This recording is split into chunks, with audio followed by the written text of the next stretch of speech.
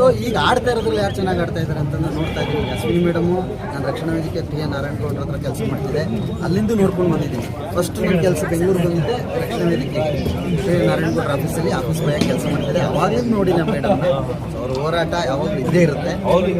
ಗಟ್ಟಿ ಹೋರಾಟ ಮಾಡ್ಬೇಕಂದ್ರೆ ಸ್ಟ್ರಾಂಗೇ ಇರಬೇಕು ಅಲ್ವಾ?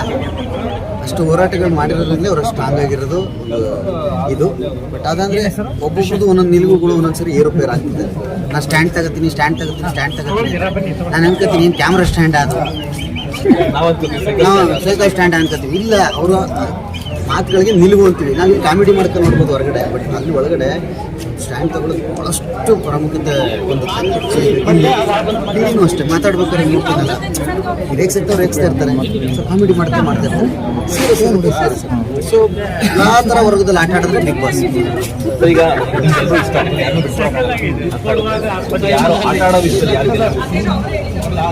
ಇನ್ನೇನು ಇನ್ನೊಂದು 5 ವಾರ ಇದೆ ಫೈನಲ್, ಅದು ನೋಡಿ.